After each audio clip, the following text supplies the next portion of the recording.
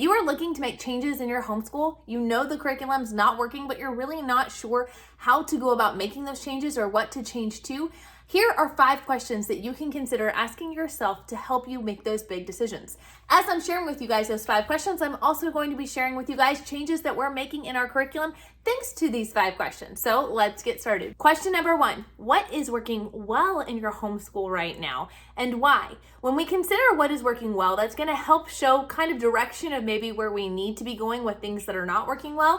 And it's always good to celebrate wins, as it's very easy for our brains to naturally go towards the negative. So for our homeschool, there are many things that are actually going well, even though there are a lot of changes that need to be made. We are loving a lot of our core curriculum, our family curriculum, when it comes to Biblioplan, Apologia. We are loving our online classes like Redefining School and Teaching Textbooks and our ASL course. Lots of those things are working well. Some of that has to do with the content base, and some of it has to do with how that content is coming to us. That format is really important in this particular season of life.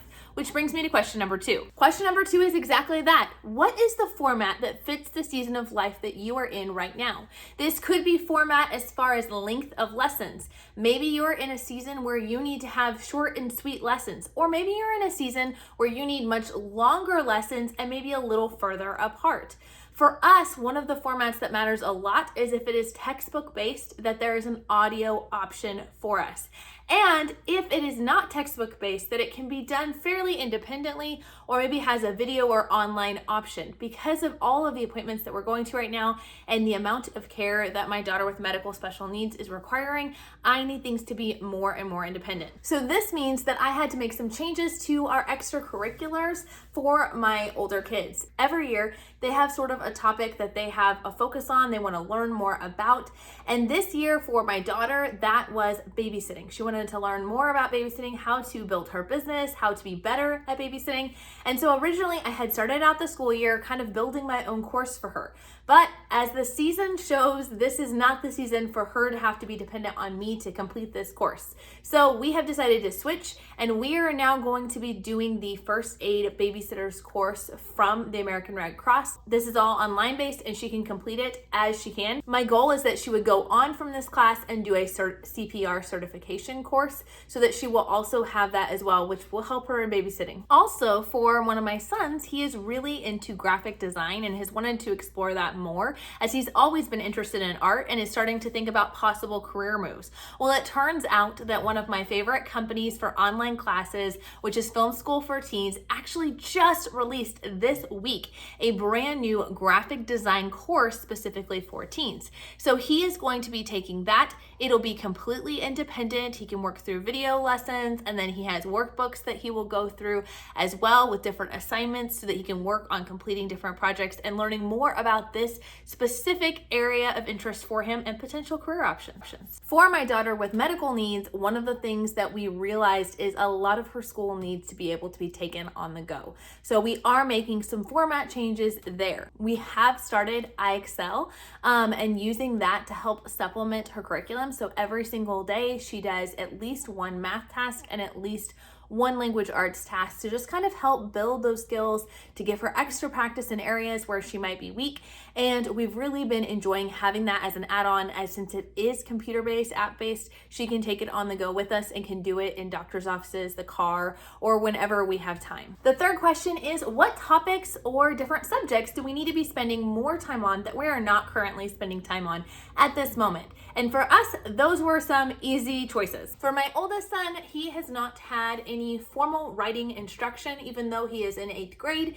And even though his 2 younger siblings have already started IEW structure and style, this is just something we hadn't started with him yet because of his severe dyslexia.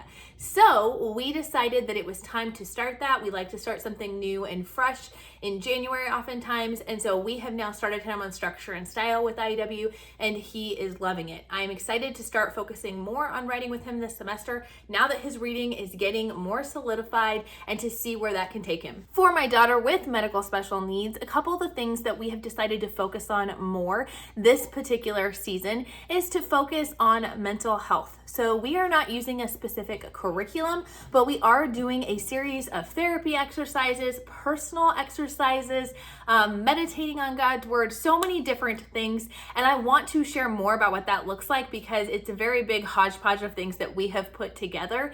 And we're doing this sort of curriculum or plan, I should say. We are doing it 5 to 7 times a day as she needs kind of little doses all throughout the day to help her continue and keep going without too much anxiety. So we are adding in more of that this season. We're also adding in life skills. So obviously for kiddos, for all kids, life skills are important, but especially for our special needs kiddos, life skills are absolutely critical. Both because sometimes they're not obvious, they're not going to be able to just naturally pick up on them like other kids will, and sometimes because that is just kind of our focus. I don't know what the end game is for her with school. I don't know if she will get a high school diploma or beyond due to several different factors, but I do know that she needs to know how to live out in life. So there, obviously, I could just bring her along with any of my life skills that I do every day and teach her those things.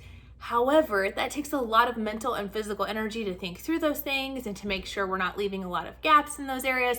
So I found this life skills activity book for special needs children, and it is phenomenal. Actually, I would highly recommend it even if you don't have kids with special needs. These skills cover kindergarten through 5th grade, but you can get a book that I believe goes 6th to 12th. And with it, it breaks down little life skills. You can focus on one a day, one a week, however you want to do it. Use this over several years.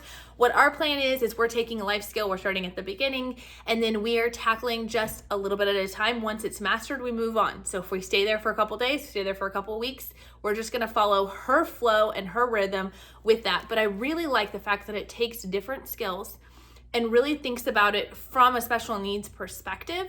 So it's knowing your information, it's knowing your address, right? That's an important life skill. She knows her address. But being able to answer the questions of what's the street that you live on? What is your zip code?